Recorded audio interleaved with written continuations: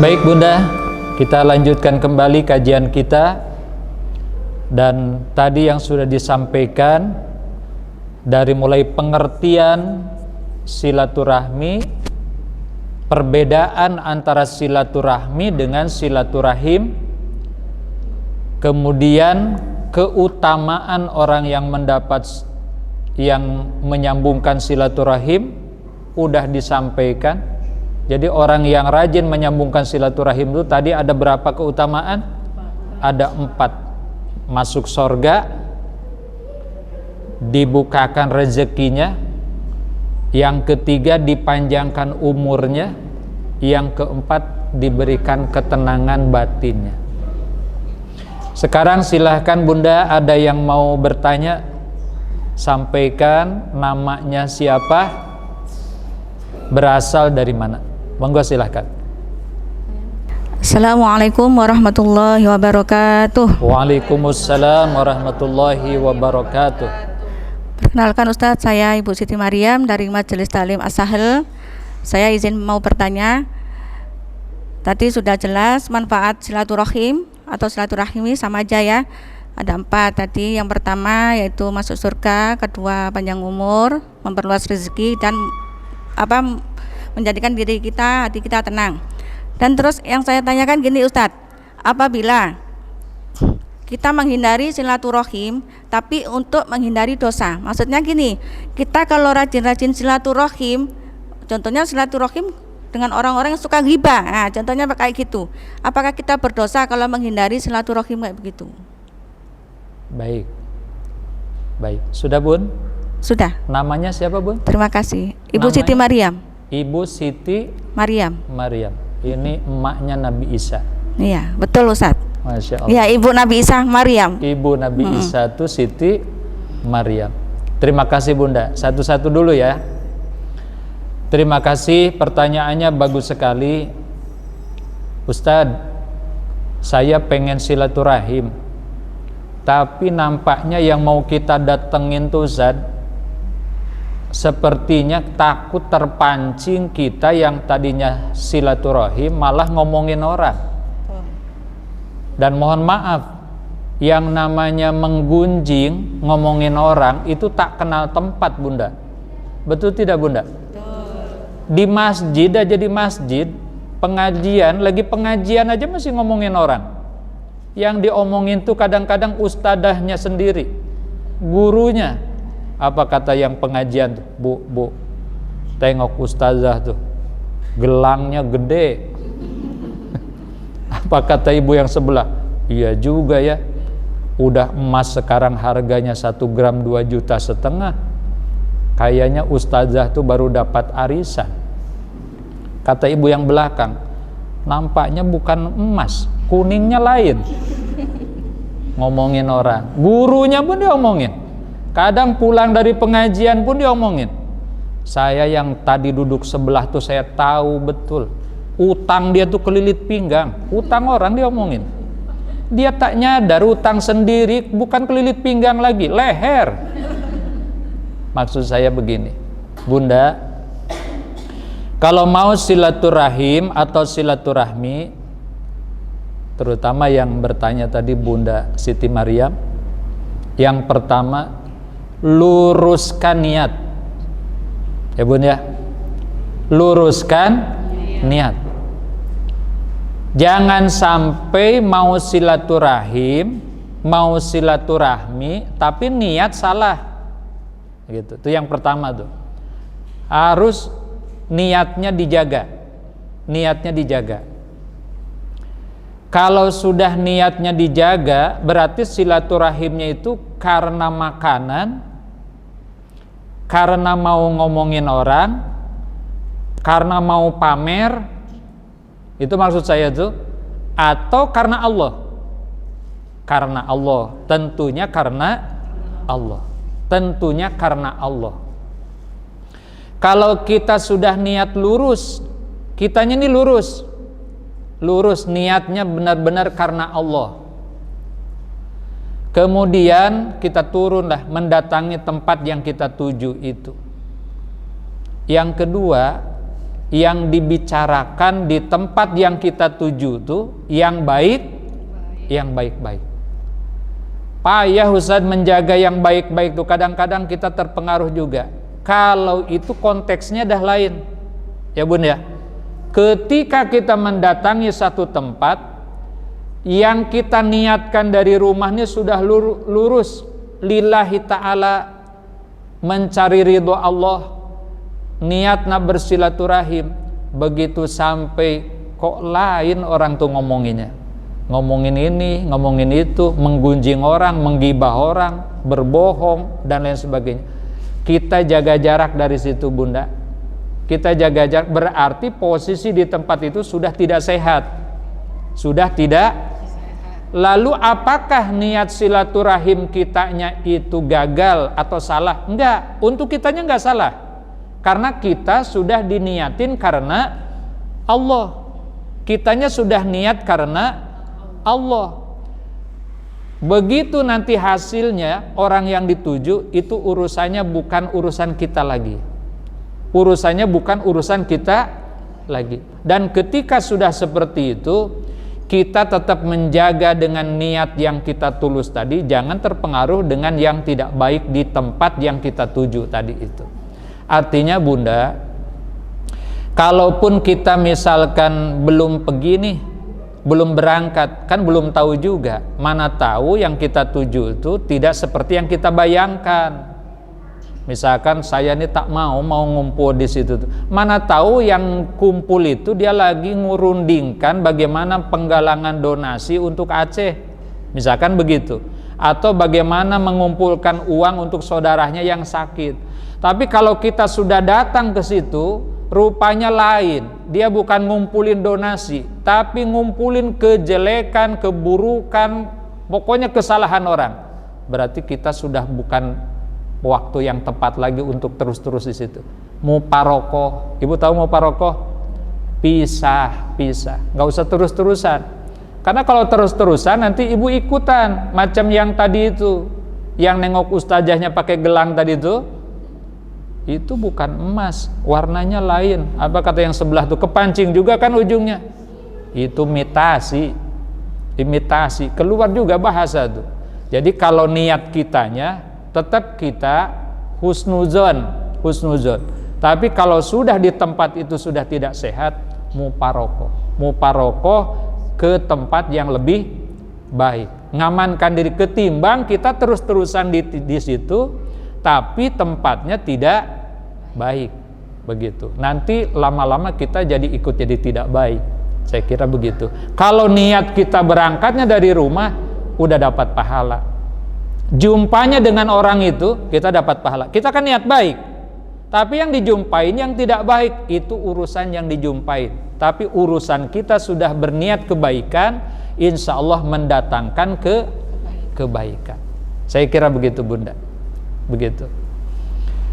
Lanjut, satu lagi Bun.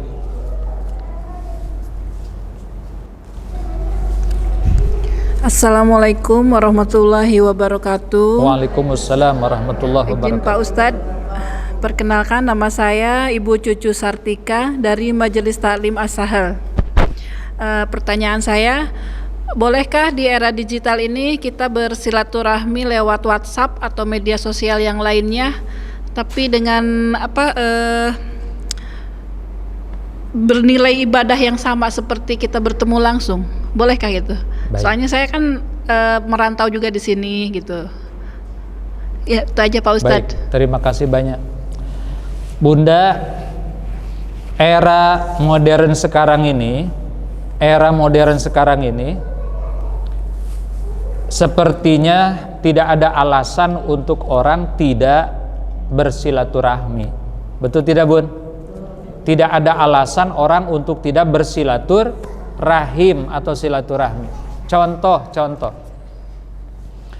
mau balik kampung ongkos mahal, kan begitu Bun? Mau jumpa keluarga, tadi di mana, di Pakistan, Pacitan? Oh, di Pacitan. Mau balik ke Pacitan ongkos 2,5 juta, bolak-balik mau 5 juta. Lumayan juga ongkos nih. Nengok kalau pas uang ada, pas uang ada, orang tua ada, ongkos ada, rezeki ada, sebaiknya ketemu. Sebaiknya jumpa. Sebaiknya jumpa. Ada 4 pahala yang baru nengok saja sudah dapat pahala. Ini perhatikan Bunda. Yang pertama, melihat Al-Quran. Lihat, jangankan dibaca, baru buka Quran tuh, ambil Quran tuh, baru buka, baru nengok aja udah dapat pahala. Yang kedua, melihat Ka'bah. Melihat Ka'bah. Ibu berangkat umroh ke Mekah, bukan umrah, umroh. Kalau umroh kan ke Mekah, kalau umrah dompak. Umroh, ibu berangkat umroh, nengok Ka'bah tuh. Begitu nengok Ka'bah, labbaik Allahumma labbaik, baru nengok aja udah dapat pahala. Belum sholat di sebelah Ka'bah tuh, baru nengok aja udah dapat pahala. 1 nengok Quran, 2 nengok Ka'bah, yang ketiga nengok orang tua kita. Paham Bun? Maka sebaiknya kalau ada rezeki, sebaiknya balik kampung mumpung orang tua itu masih ada. Saya terpikir ketika orang tua sudah tidak ada, sekarang susah nak jumpa orang tua. Tak bisa lagi menatap wajahnya, tak bisa lagi mendengar nasihatnya. Kalau masih ada, jumpain. Jangan lewat WA, jangan lewat telepon, video call. Walaupun nampak, pasti beda ketika ketemu. Beda dengan ketemu. Sebaiknya pulang, sebaiknya pulang. Walaupun kalau tidak ada ongkos, sekarang tidak ada alasan untuk memutuskan silaturahmi atau menjauhkan silaturahmi. Masih ada video call, masih ada nelpon, sering-sering nelpon, sering-sering video call, minimal nengok wajahnya lewat video call. Tapi kalau bisa langsung, kenapa Ustaz harus langsung? Ada dalilnya? Tidak ada. Rasul yang bilang, barang siapa yang bertemu dan bersalaman, kan begitu, ma min muslimaini yatasoffahani gufirolahuma qabla ayatafarraqo. Barang siapa yang berjumpa, ini berjumpanya nih umum nih, mau jumpa di masjid, mau jumpa di jalan, mau jumpa di kampung, mau jumpa di kota, di Tanjung Pinang atau di Pacitan tadi itu, di mana jumpa salaman sebelum dilepas tangan tuh, sebelum dilepas tangan tuh udah diampuni dosa-dosanya. Kalau di dalam hadis itu disebutkan sebelum tangan tuh dilepas, artinya bertemu atau cuman WA? Bu, jawablah, kan bukan Jumatan. Kalau dalam hadis itu berjabatan tangan, itu bertemu atau WA? Bertemu. Berarti yang afdol tuh yang bertemu. Yang afdol tuh yang bertemu. Kalau WA mah nggak bisa berjabatan tangan. Makanya lebih afdol jumpa, ketemu, begitu. Sekarang kan lagi musim mau Idul Fitri itu, nggak mau jumpa, WA. Pakai puisi pula tuh. Ketika tangan tidak bisa berjabat, ketika kaki tidak bisa melangkah, ketika lisan tidak bisa mengucap, berarti dia ini stroke. Maka yang bagus tuh jumpa. Kalau tidak bisa mengucap, tidak bisa melangkah, berarti stroke. Sebaiknya jumpa, ketemu, salaman. Karena hadisnya payatasoffahani, berjabatan tangan. Berjabatan tangan. Ustadz, orang tuanya sudah nggak ada, udah meninggal Ustadz, udah meninggal. Ibu dari Tanjung Pinang kirim doa. Mana lebih baik Ustadz, datang ke Pacitan, ziarah di kuburan orang tua tuh kirim doanya. Lebih baik ziarah. Lebih baik ziarah. Kalau doa dari As-Sahal, dari Tanjung Pinang, dari sini dikirimkan sampai apa tidak? Sampai, cuman sama dengan WA. Dia nggak bisa berjumpa langsung, nggak bisa ketemu. Tapi kalau pulang kampung, nengok makamnya, dibersihkan tempat makamnya, ziarah di kuburannya, itu sama dengan ibu jumpa, ketemu langsung. Maka sebaiknya berjabatan tangan. Tapi kalau sudah meninggal, Jangan pula minta jabatan tangan. Assalamualaikum ya, keluar pula dari kuburan. Minimal ziarah, baca doa aja, kirim Fatihah sampai. Saya kira begitu. Baik Pak Ustadz, terima kasih atas pencerahannya. Ada lagi? Kalau tidak ada, kita akhiri dengan doa.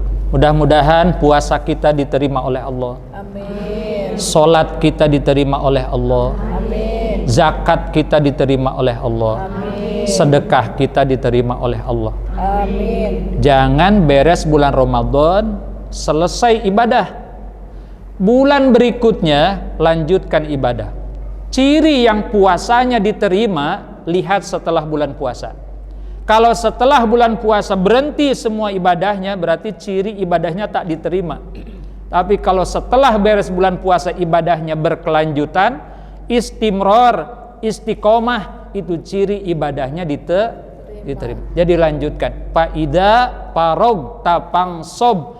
Apabila telah melakukan satu kebaikan, maka lakukan kebaikan berikutnya. Wallahu a'lam bishawab. Kita sama-sama berdoa kepada Allah. Saya sekali, ibu sekali, ikutin. Allahumma sholli ala sayyidina Muhammadin wa ala alihi wa ashabihi ajmain. Amin. Allahumma